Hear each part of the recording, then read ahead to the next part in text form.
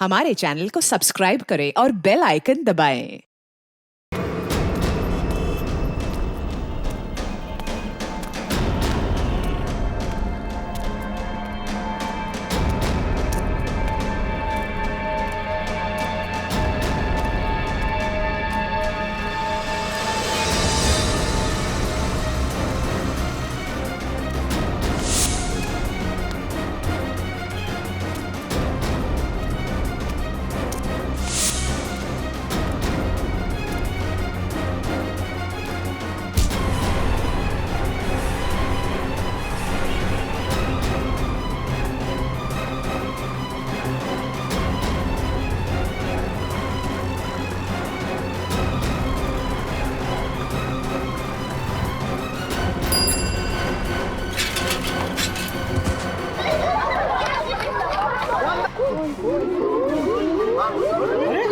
इतना सारा खून, सीआईडी को बुलाना पड़ेगा।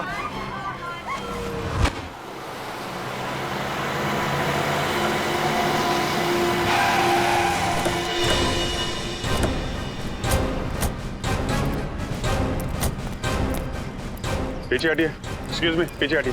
हटिए। किसने फोन किया था? सर मैंने फोन किया था। माय गॉड, इतना सारा खून। क्या हुआ, क्या था? सर बच्चा तेजी से भागता हुआ आया, साइकिल से टकराया और बेहोश हो गया। कहाँ पे? आइए सर मैं बताता आपको। सर इस तरफ। इधर से आ रहा था बच्चा? सर इस तरफ से आ रहा था। ओके।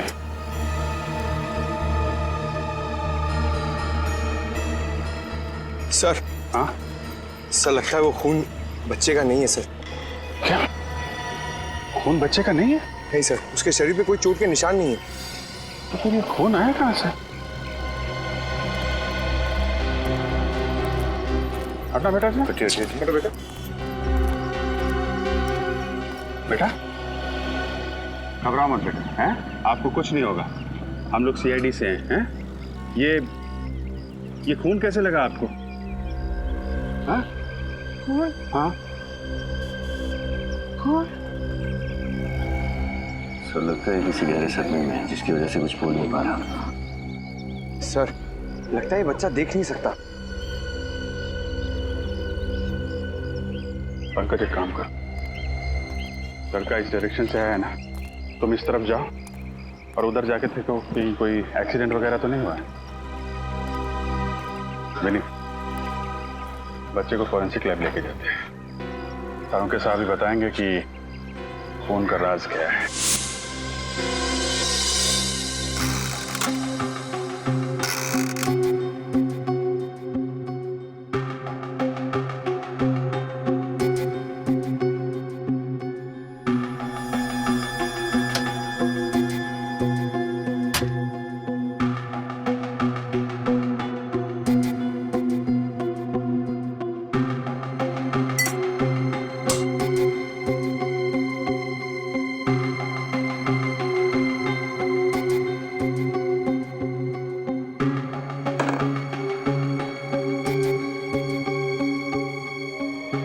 करता हूँ सर, बच्चे की टी शर्ट पे पाया गया खून किसी इंसान का ना हो। हाँ अभिजीत, हेमोटेस्ट टेस्ट करते हैं, उसे पता चल जाएगा।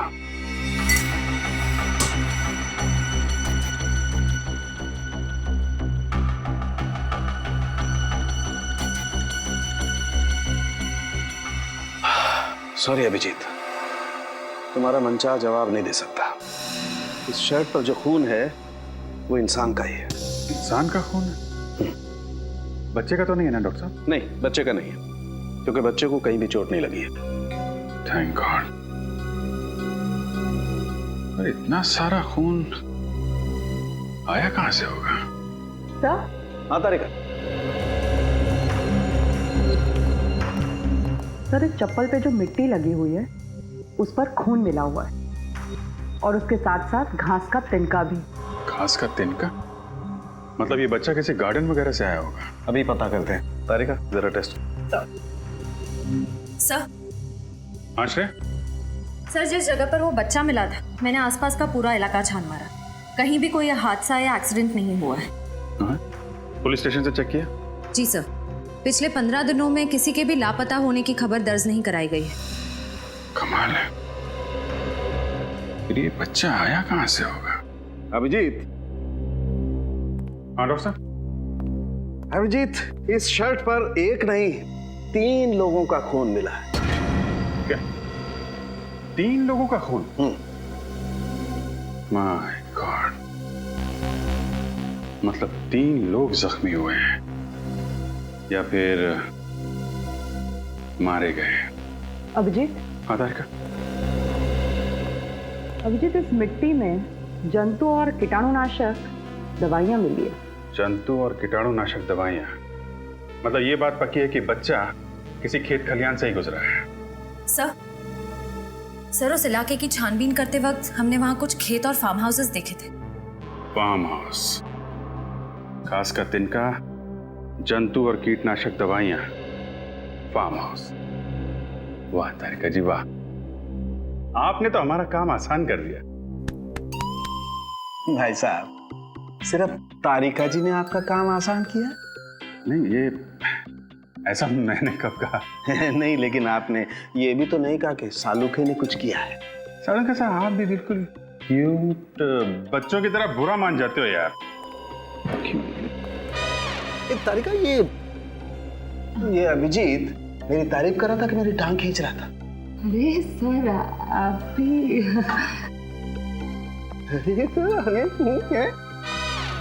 अरे ये सब दोनों के दोनों मिले हुए हैं। सर इतने सारे फार्म हाउस चेक किए, कहीं कुछ पता नहीं चला। हो सकता है यहाँ कुछ पता चल जाए।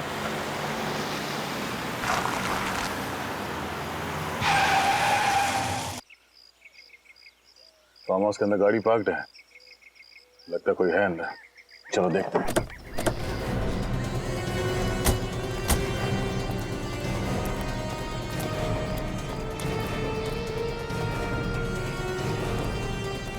अंदर चल के देखते हैं।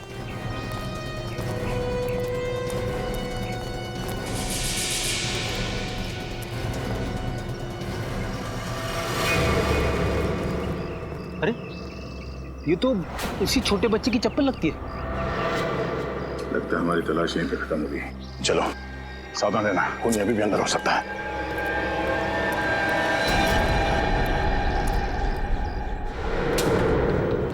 कोई है? हेल्प मी, बहुत दूर से आया हूं। Help me.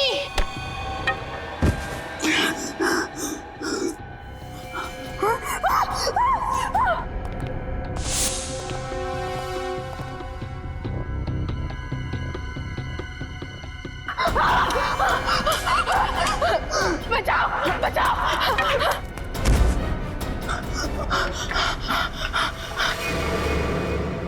तो यहाँ पर कुछ भयानक हुआ। देखो घर में कोई है क्या? चली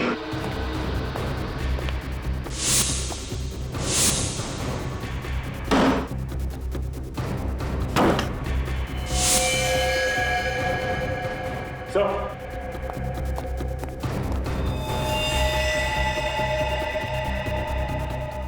4 लाशें घर में। फॉरेंसिक को बुलाओ।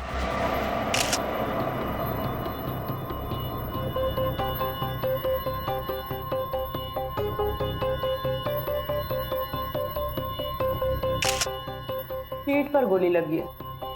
कम से कम 2-3 घंटे हुए होंगे इसे मरे।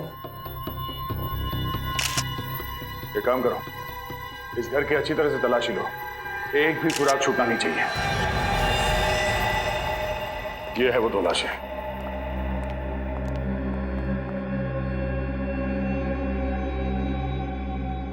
इसे भी ठीक छाती पर गोली मारी गई है, जैसे उस आदमी को कमरे में। यानी डॉक्टर सालों के ठीक बोल रहे थे। तो बच्चा यहाँ इन लाशों से टकराया होगा, जमीन पे गिरा और इन्हीं का खून उसके कपड़ों पे लग गया।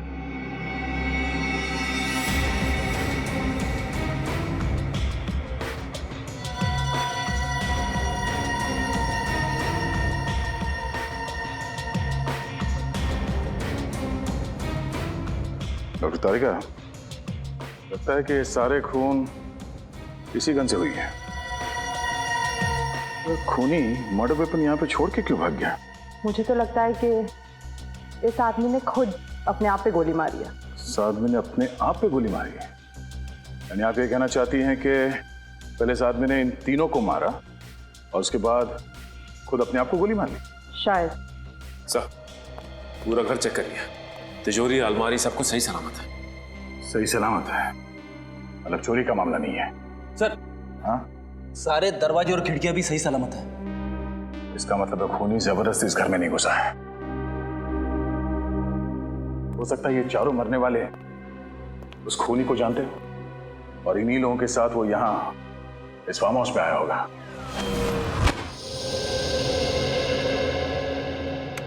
अरे क्या बात है डॉक्टर साहब, आज अकेले ही? क्यों, बहुत तकलीफ हो रही है?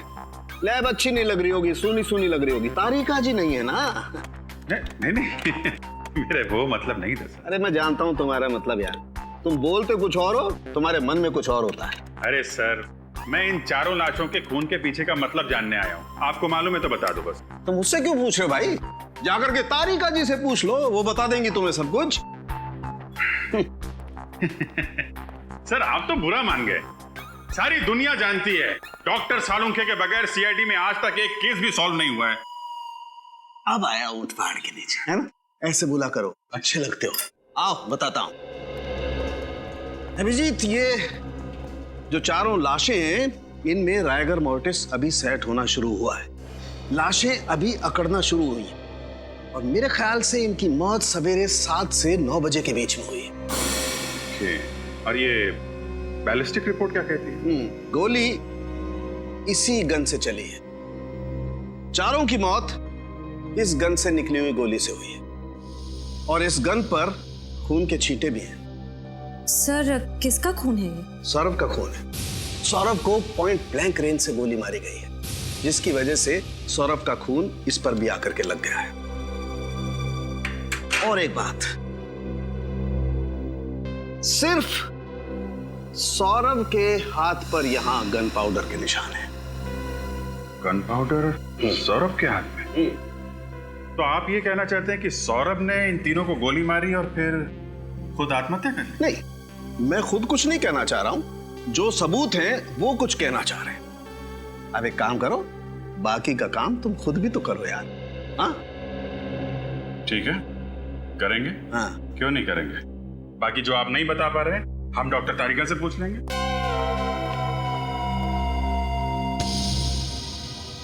पूर्वी, इस सौरभ के पास से जो गन मिली थी उसके बारे में क्या पता चला? किसकी थी वो गन? वो गन इसी के नाम पे रजिस्टर्ड थी। वो गन सौरभ के नाम पर ही रजिस्टर्ड है। और फिर सालुंखे को जो गन पाउडर के ट्रेसेस मिले वो भी सौरभ की उंगलियों पर।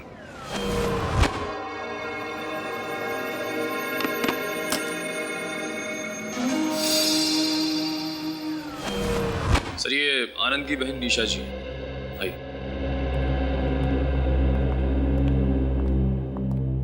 आइए निशा जी, देखिए हम आनंद और उसके दोस्तों के बारे में कुछ जानना चाहते हैं ताकि हमें केस सॉल्व करने में मदद मिले।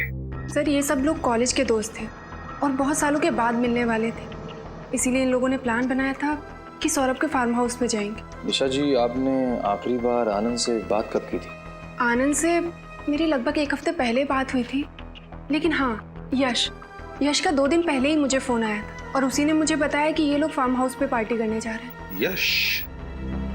ये यश कौन है? सर, यश भी उन लोगों का दोस्त है और ये सब लोग मिलकर उस दिन फार्म हाउस पर गए।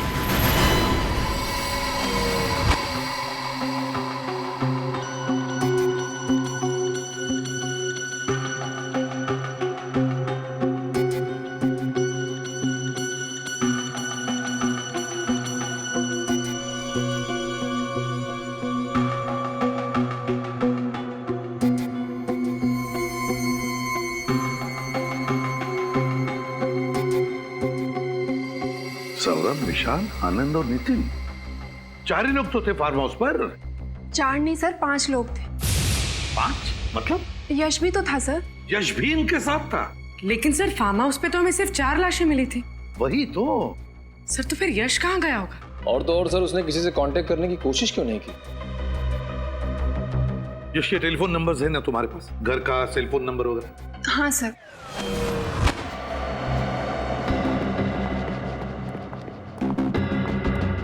ये देखो, कोई सुराग मिला डॉक्टर तारिका? पता नहीं कितने काम का है, लेकिन थोड़ा अजीब जरूर है। क्यों? अजीब क्या है? इस बाल की लंबाई देखो। यहाँ पर जितने भी लोग मरे थे उनमें से किसी के भी बाल इतने लंबे नहीं थे।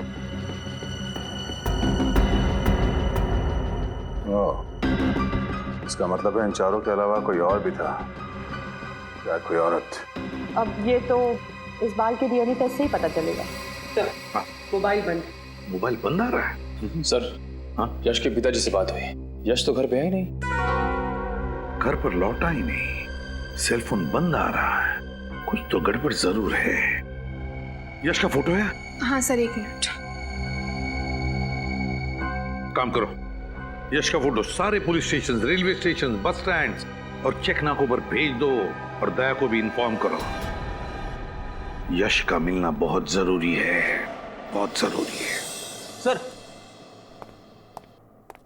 ये दवाइयां और प्रिस्क्रिप्शन लेटर मिला है, इस पे सौरभ का नाम लिखा है। सौरभ, वो प्रिस्क्रिप्शन दिया है डॉक्टर मुकेश ने। ये दवाई दिखाइए। ये दवाइयाँ तो अक्सर उन लोगों को दी जाती है जो डिप्रेशन और टेंशन के शिकार होते हैं। वाह, तो सौरभ को किस बात की टेंशन थी, अब वो तो ये डॉक्टर मुकेश ही बताएंगे।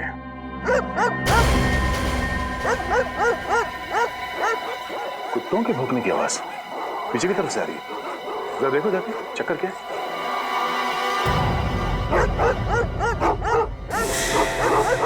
भौंकने की आवाज इधर से आ रही है, किस तरफ?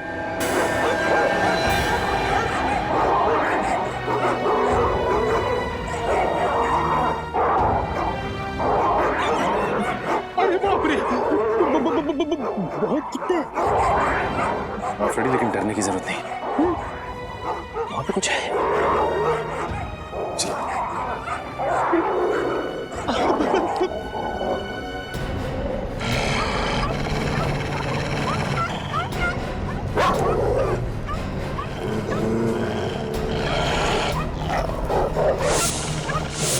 My God.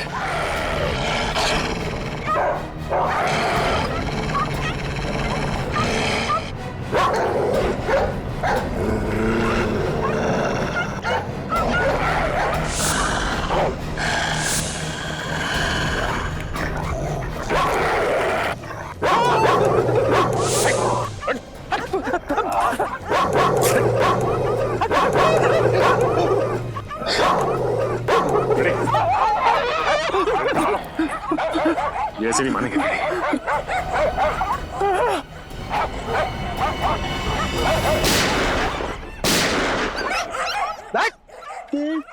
फ्रेडी से टक्कर?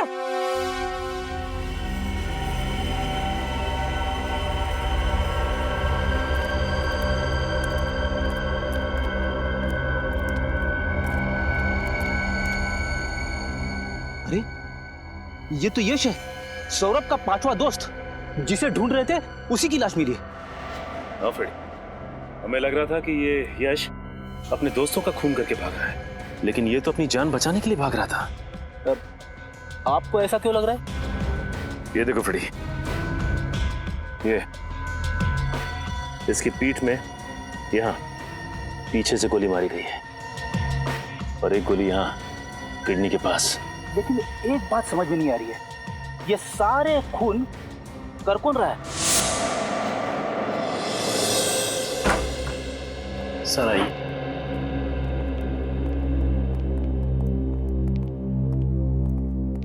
सर, सीआईडी ऑफिसर साहब से मिलना है। मैं बाद में बात करता हूँ, बैठिए।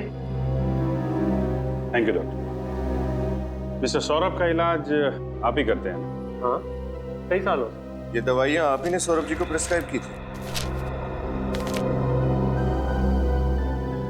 जी हाँ। क्या बीमारी थी सौरभ को? डिप्रेशन, बेचैनी, टेंशन लेना। लेकिन आप ये सब मुझसे क्यों पूछ रहे हैं? दरअसल एक फार्म हाउस में हमें सौरभ की लाश मिली। लाश? कैसे हुआ? पक्का तो कुछ नहीं कह सकते, लेकिन अभी सिर्फ इतना पता चला है कि उसकी मौत गोली लगने की वजह से। गोली चलाई गई उस पर? सिर्फ उनका ही नहीं, उनके 4 दोस्तों का भी खून हुआ। और हमें शक है पहले उन्होंने उन चारों की जान ली, फिर अपने आप को भी मार लिया। मुझे नहीं लगता कि सौरभ ने किसी का खून किया होगा। मैं कई सालों से उसका इलाज कर रहा हूँ और उसकी हालत में काफी सुधार था। लेकिन पूरी तरह से तो ठीक नहीं हुआ। लेकिन उससे ऐसी कोई बीमारी नहीं थी कि इंसान उस बीमारी में किसी का खून कर दे। उसकी दवाइयों का भी कोई साइड इफेक्ट नहीं था। लेकिन सर वो तो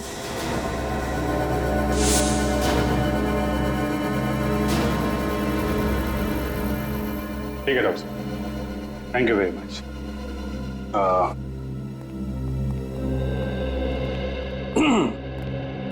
छोड़ने नहीं चलोगे?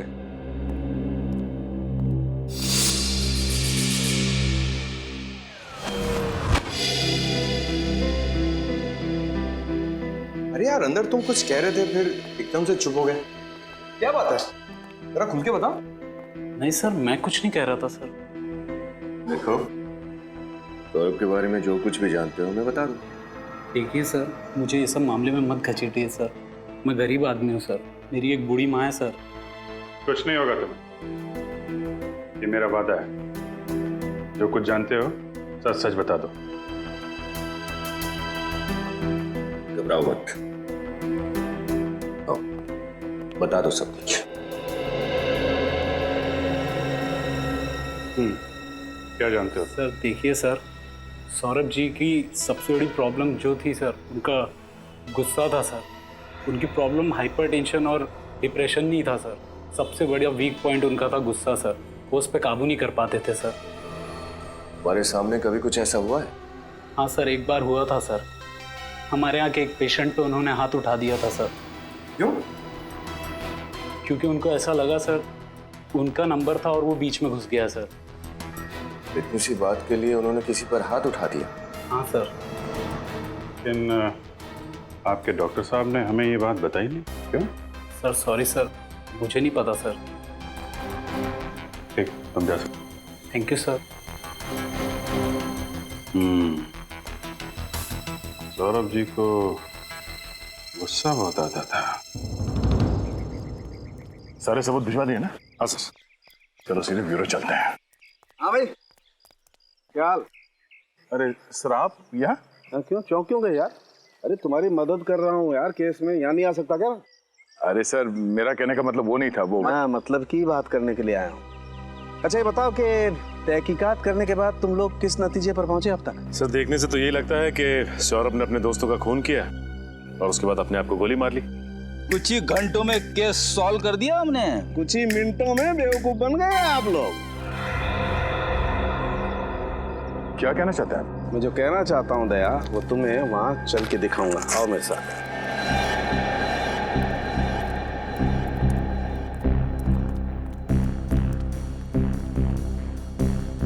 यही जगह है ना जहां पर सौरभ की लाश थी?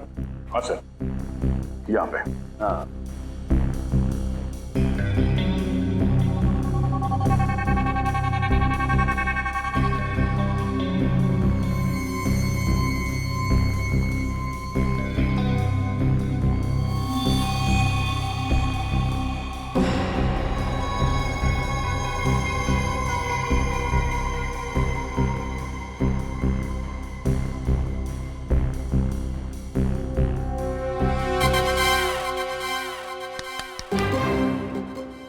सौरभ बन जा।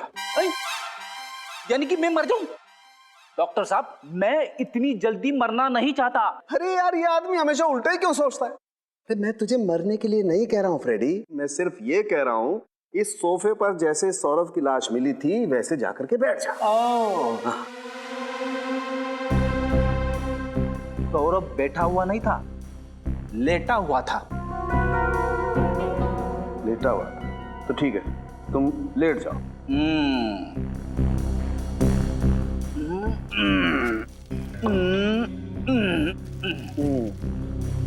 ऐसे ही लेटा हुआ था दया? ये पैर ऐसे ऊपर? हाँ। और गर्दन ऐसे पीछे? पीछे की तरफ। ओह। और दया, अगर किसी इंसान को अपने आप को गोली मारनी होगी तो स्वाभाविक रूप से उसे थोड़ा सा आगे की तरफ झुकना पड़ेगा। खड़े, आगे की तरफ झुक। अरे क्या मुसीबत है डॉक्टर साहब? अरे मुसीबत कुछ नहीं है, जो कह रहा हूँ कर, आगे झुकना। कैसे झुकूं? अटक जाऊंगा। अरे पैर नीचे कर यार। हाँ, ऐसे ऐसे, ये। अब जैसे सौरभ ने अपने आप को गोली मारी थी ना, वैसे गोली मार। लेफ्ट हैंड से नहीं, राइट हैंड से। सौरभ लेफ्ट हैंडेड था। नहीं, सौरभ राइट हैंडेड था। वो राइट हैंडेड था, ये आपको कैसे पता चला? दया, मैंने सौरभ का ड्रिंक का ग्लास अच्छी तरह से चेक किया है। उस पे जितने भी फिंगरप्रिंट्स हैं सौरभ के, वो सब राइट हैंड के हैं। इसलिए मैं कहता हूं कि सौरभ राइट हैंडेड था।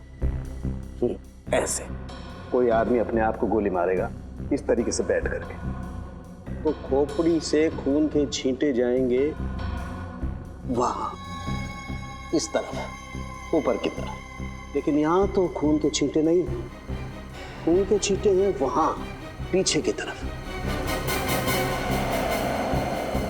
और वो तभी जा सकते हैं जब आदमी ऐसे लेटा हो और कोई उसे यहां से गोली मारे। पैरों से। सौरभ की लाश यूं पड़ी हुई थी। अब दया, मैंने अपनी पूरी जिंदगी में किसी इंसान को ऐसे लेट करके अपने आप को गोली मारते हुए नहीं देखा। इसका मतलब है सौरभ ने आत्महत्या नहीं की थी, उसका भी खून किया गया है। बिल्कुल, सौरभ का खून ही हुआ है, और किसी ने उसे तब गोली मारी है जब वो ऐसे पैर फैला करके आराम से सो रहा था।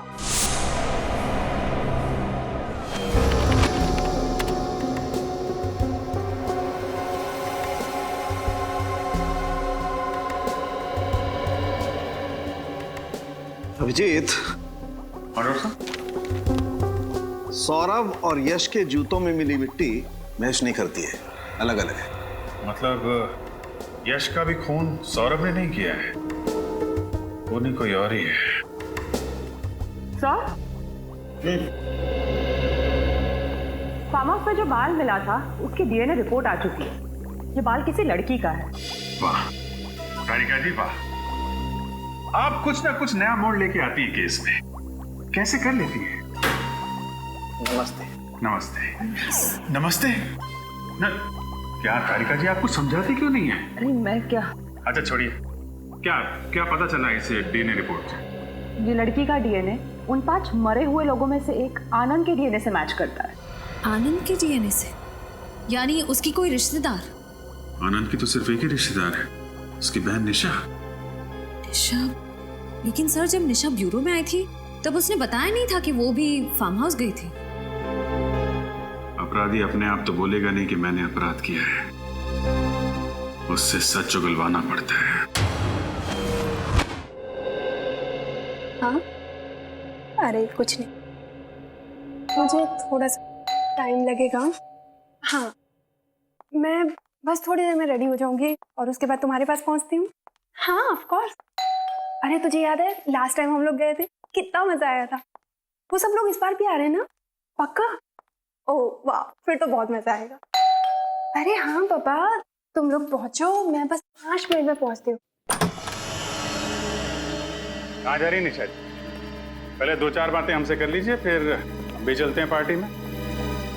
पार्टी? What nonsense. हम तो सेंस में है मैडम, लेकिन आपको देख के लगता है कि आप अपने होश खो बैठी। आप कहना क्या चाहते हैं? आपको देख के लगता नहीं है कि आपको आपके भाई की मौत का दुख है? ऐसा लग रहा है कि आप पार्टी करने जा रही हैं। देखिए, ये मेरी निजी जिंदगी, और मेरी निजी जिंदगी में मैं क्या करती हूँ क्या नहीं, इस बात से आप लोगों को कोई प्रॉब्लम नहीं होनी चाहिए। बिल्कुल नहीं मैडम, लेकिन अगर आप किसी और की जिंदगी के साथ खेल खेलेंगे तो हमें जरूर प्रॉब्लम होगी। लेकिन मैंने किया क्या है? सबसे पहले आपने हमसे झूठ बोला है कि आप उस रात सौरभ के फार्म हाउस में नहीं थी। मैं क्यों झूठ बोलूंगी?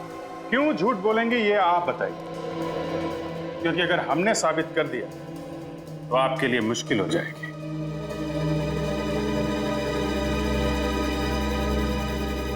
बोलिए बोलिए बोलिए, आराम से बोलिए।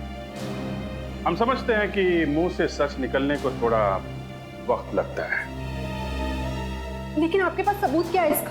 फोरेंसिक रिपोर्ट है हमारे पास जो साफ साफ साबित करती है कि आप उस वक्त फार्म हाउस में थी। अगर आपको वो रिपोर्ट देखनी है, चलिए हमारे साथ ब्यूरो।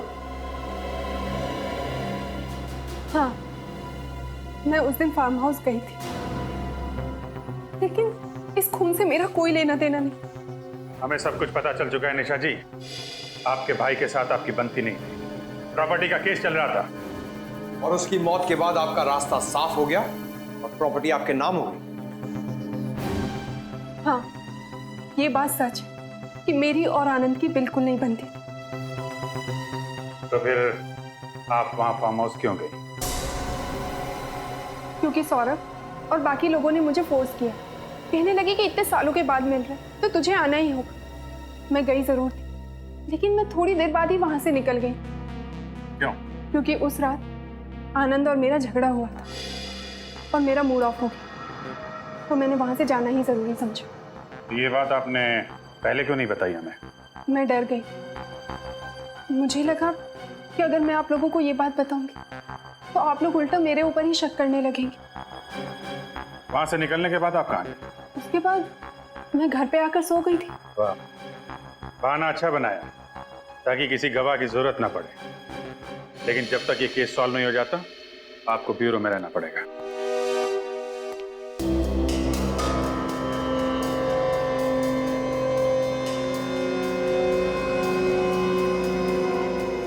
ओह, तारिका।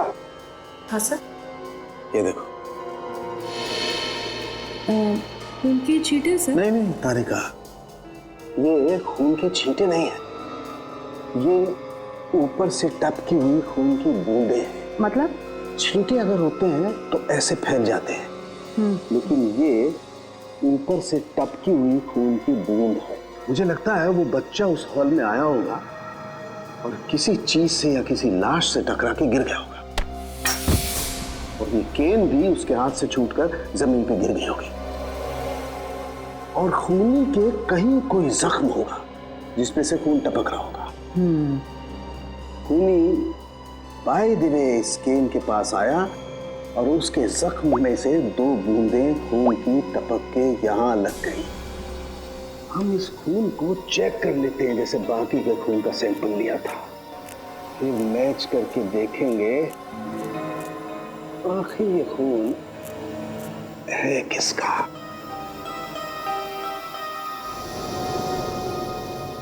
ये देखो तारिका, ये उन 5 लोगों के ब्लड का सैंपल है, और ये खून है जो इस केन पे लगा हुआ था। एक काम करो, अपने रिकॉर्ड में चेक करो कि किसी से मैच होता है क्या।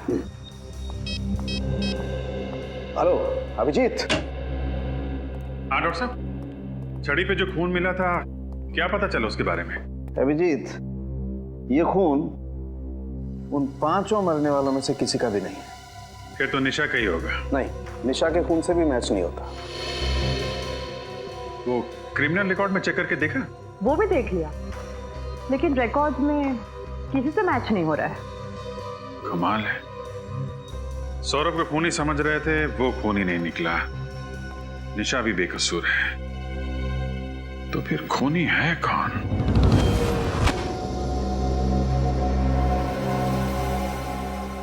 एक बात तो पक्की है कि इन 5 में से किसी ने भी किसी को नहीं मारा और ना ही किसी ने आत्महत्या की है। सर, जिस किसी ने भी ये किया है उसे पहले से मालूम था कि ये 5 दोस्त उस फार्म हाउस में एक ही छत के नीचे मिलने वाले थे। मगर इन 5 को क्यों मारा? 5 को क्यों मारा? ऐसे भी क्या दुश्मनी? सर, ये 5 कॉलेज के टाइम के दोस्त थे सर, मतलब जो कुछ भी हुआ कॉलेज में हुआ, पर अब इन 5 की मौत के साथ वो राज भी दफन हो गया। सर, सौरभ के माता पिता। नमस्ते, माफ कीजिए हमें, हम आप लोगों को थोड़ी तकलीफ दे रहे हैं। बात यह है कि आपके बेटे के खूनी तक पहुंचने के लिए हमें आपकी थोड़ी मदद चाहिए। क्या आपके बेटे का किसी के साथ कोई झगड़ा वगड़ा था? किसी से कोई दुश्मनी? नहीं, दुश्मनी का तो सवाल ही नहीं उठता। बहुत शांत स्वभाव का था सर, वो किसी से ज्यादा बातें भी नहीं करता था वो। अच्छा ये बताइए कि आपका बेटा सौरभ डॉक्टर मुकेश के पास इलाज के लिए जाता था? जी हाँ। लेकिन क्यों? अपने चिड़चिड़ेपन, टेंशन और नींद ना आना इसके लिए। मगर बचपन से वो ऐसा नहीं था सर। मुझे आज भी याद है, वो कॉलेज की आखिरी दिन वाली पार्टी की रात थी। बस उसी रात से वो ऐसा हो गया। क्या हुआ था उस रात को? पता नहीं सर, बस पार्टी से आया और सीधा ही अपने कमरे में चला गया। 3 दिन तक वो बाहर नहीं आया, ना कुछ खाया ना कुछ पिया, कुछ भी नहीं सर, कुछ भी नहीं। इसीलिए हमने डॉक्टर मुकेश की मदद ली। उनसे हमारे घरेलू संबंध थे। बाद में वो धीरे धीरे ठीक भी हो रहा था। ये सब उसके कॉलेज के दोस्तों की वजह से हुआ। मैंने उसे मना किया था, उसने मेरी बात मानी और उनसे अपना रिश्ता भी तोड़ दिया। तो फिर वो उनके साथ फार्म हाउस क्यों गया था? वो उसके दोस्त आनंद का फोन आया था, बोला बहुत साल के बाद मिल रहे हैं तो आ जाओ। और वो गया, फिर लौट के वापस नहीं आया, लौट के वापस नहीं आया। पूर्वी, जरा इन्हें छोड़ा ना। सर, इन पांचों के साथ जो कुछ भी हुआ उस फार्म हाउस में, उसका संबंध कॉलेज के आखिरी दिन वाले पार्टी से ही है सर। हाँ तभी कुछ तो हुआ है। दया, पता लगाना पड़ेगा इन पांचों के बारे में, पता लगाना पड़ेगा इनके अतीत के बारे में, तभी पता चल जाएगा क्या हुआ था उस रात को। सर, अजीत से फोन पर सारी बात हुई थी। उसने बोला था कि हल्के नीले कलर की टी-शर्ट में यहीं पर जॉगिंग कर रहा है और यहाँ पर जो ठेला है उसी के पास मिलेगा। कोई दिख नहीं रहा सर यहाँ। देखते हैं। ये सामने से आ रहा है नीली शर्ट में, शायद यही है, अजीत ही है।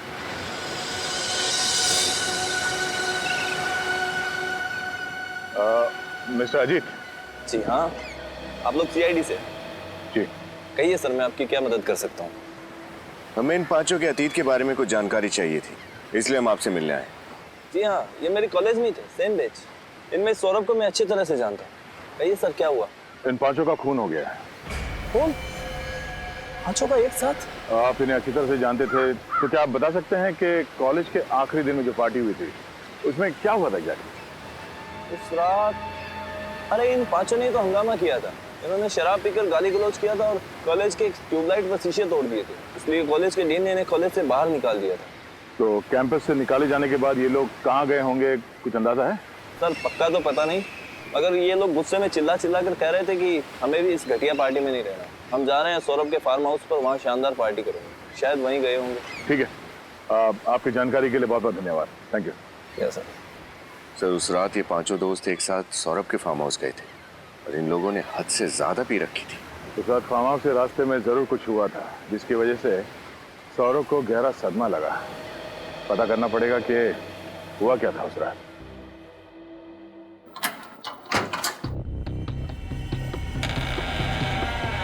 खूनी मैन दरवाजा खोलकर हॉल के अंदर आया, जो कि सौरभ और उसके दोस्त या तो बंद करना भूल गए थे या खूनी के हाथ में चाबी थी। सौरभ उस सोफे पर बैठा हुआ था। खूनी सौरभ के पास आया, उसने सौरभ के हाथ में गन पकड़ा दी और सौरभ के हाथों से ट्रिगर दबा दिया ताकि गन पाउडर का निशान सौरभ के हाथों पर आ जाए। सौरभ की चीख सुनकर विशाल कमरे में से बाहर आया और जैसे विशाल कमरे से बाहर आया, खूनी ने उस पर भी गोली चला दी। विशाल को गोली लगने के बाद आनंद और नितिन हॉल में आए। मुझे मत मारो। खूनी ने आनंद को भागने का मौका नहीं दिया और उसके सीने पे गोली मार दी। भागने का मौका मिलते नितिन दरवाजे की तरफ भागा। जैसे वो भागा, खूनी ने उसे भी गोली मार दी उसके पीठ में। यश फार्म हाउस से निकल के जंगल के रास्ते भागा। खूनी ने उसका पीछा किया और उसके पीठ पे और गुर्दे पे गोली चला दी। खूनी लौटकर फिर से फार्म हाउस में आया और उसने अपनी गन सौरभ के पास रख दी। और जब बच्चा फार्म हाउस में आया तो इन्हीं लाशों से टकरा के गिर गया होगा। तभी इन तीनों का खून उसके शर्ट पे लग गया और घबरा के बच्चा यहां से बाहर भाग गया। अभिजीत, जंगल में जहां पर यश की लाश मिली, दोबारा वहीं पे जाकर अच्छी तरह से चेक करो, अच्छी तरह से चेक करो। कोई ना कोई सुराग है जो हमारी आंखों से छूटा है। ढूंढो उस सुराग को। फार्म हाउस शहर से काफी दूर है, पैदल तो नहीं आया होगा कोई। सर, यही वो जगह है जहां से हमें यश की लाश मिली थी सर, यहाँ से। एक काम करते हैं, आसपास अच्छी तरह से चेक करते हैं, कुछ ना कुछ तो जरूर मिलेगा। देखो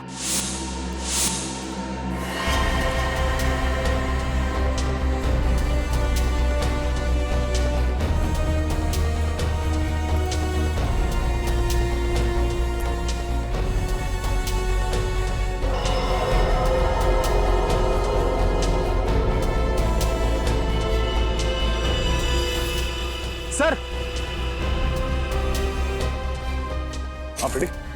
ये देखिए सर, शर्ट का फटा हुआ टुकड़ा, इस पे खून लगा है। हाँ, इसका मतलब खूनी यहां से भागा होगा और हड़बड़ी में उसका शर्ट इस झाड़ में फंस गया और उसे पता तक नहीं चला। सर, सचिन, ये देखिए सर, बाइक के टायर के निशान से। इसका मतलब है खूनी बाइक से यहाँ पे आया होगा। यहाँ पे बाइक पार्क करके जंगल के रास्ते से वो फार्म हाउस गया और फिर वहां पे खून करने के बाद फिर इसी रास्ते से बाइक पे बैठ के भाग गया।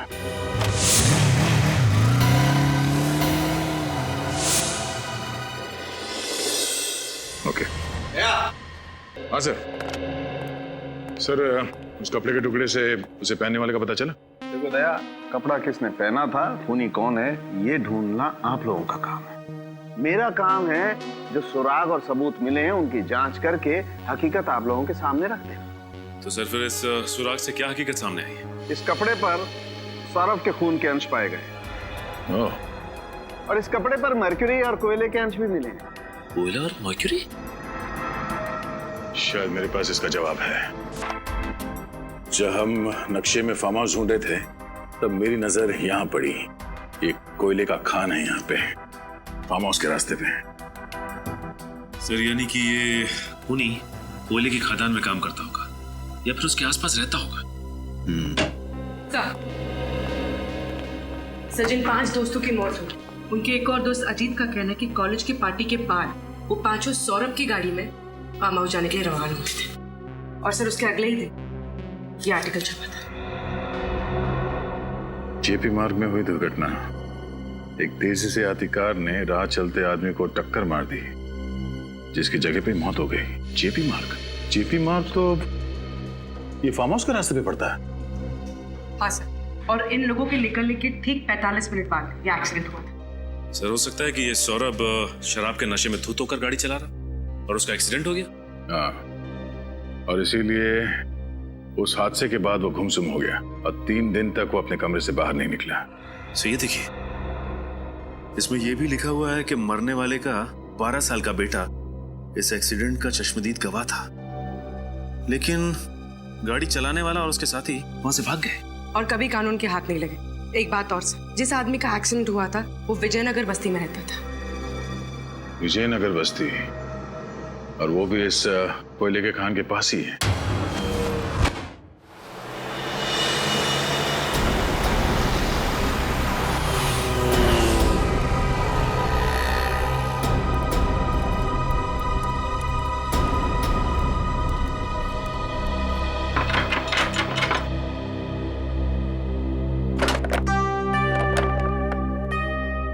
किससे मिलना आप लोगों को? जी, आप ही से मिलना है। हम लोग सीआईडी से हैं। सीआईडी? जी। ये फोटो आपके पति की है? जी हाँ, इनको गुजरे तो 8 साल हो गए। इनकी मौत एक रोड एक्सीडेंट में हुई थी। हाँ, लेकिन 8 साल पहले के केस में सीआईडी को क्या दिलचस्पी हो सकती है? फिलहाल हम एक केस की तहकीकात कर रहे हैं जिसका संबंध आपके पति की मौत से है। मैं कुछ समझी नहीं। इस अखबार के हिसाब से जब आपके पति का एक्सीडेंट हुआ था उस वक्त आपका बेटा इकलौता चश्मदीद गवाह था, है ना? हाँ था तो, लेकिन उसका कुछ फायदा नहीं हुआ क्योंकि मेरे पति के खूनी पकड़े नहीं गए। अब आपका बेटा काफी बड़ा हो गया होगा। जी हाँ, बड़ा भी और समझदार भी। बहुत छोटी उम्र में घर की सारी जिम्मेदारियां संभाल ली थी उसने। तो बेटा अभी घर पर नहीं है? जी नहीं, बाहर गया है किसी काम से, आता ही होगा। क्यों?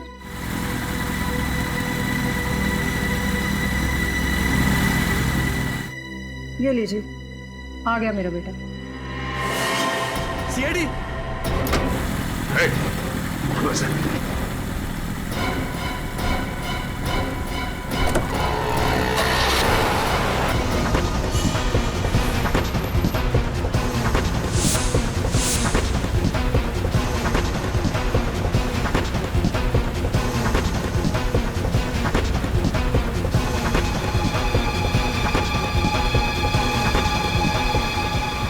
बच के जाएगा कहाँ है?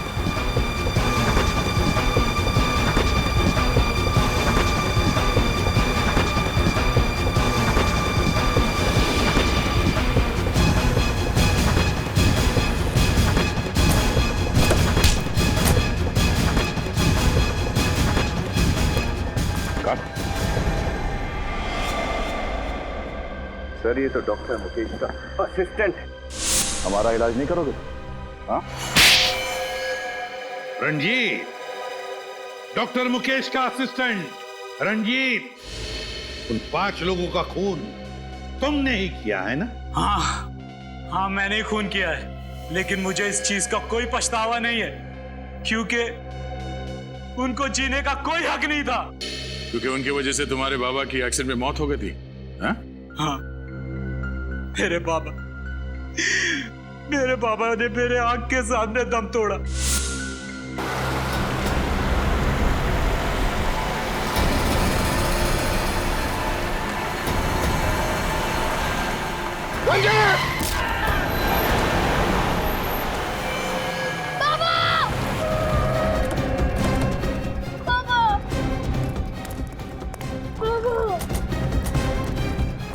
बाबा को मार दिया, मेरे बाबा को मार दिया। पापा, पापा।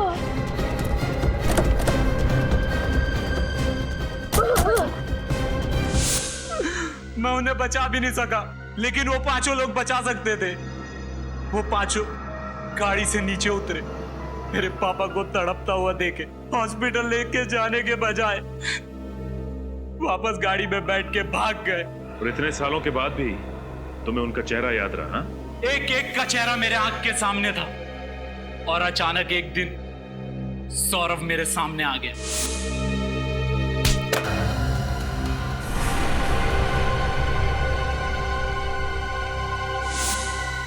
और मैंने उसे फौरन पहचान लिया और मैंने उसका पीछा किया। पीछा करने के बाद पता चला कि वो डॉक्टर मुकेश के पास अपना इलाज करवाता है। और इसीलिए बतौर असिस्टेंट तुमने डॉक्टर के यहाँ पे नौकरी कर ली?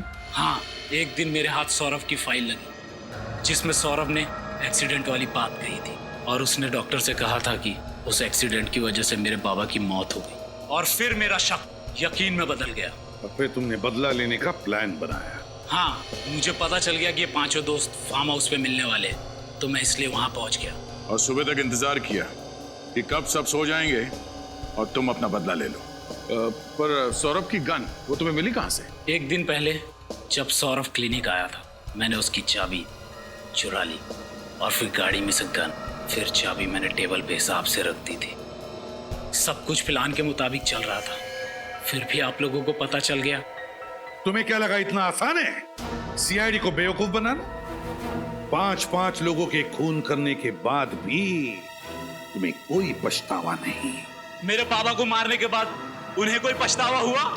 मुझे अनाथ करके वो लोग चैन की जिंदगी जी रहे थे। यह अन्याय था और मुझे न्याय चाहिए था। न्याय। तुम्हारे बाबा के साथ जो कुछ भी हुआ उसका हमें जरूर अफसोस है, लेकिन किसी की जान लेने का तुम्हें कोई हक नहीं।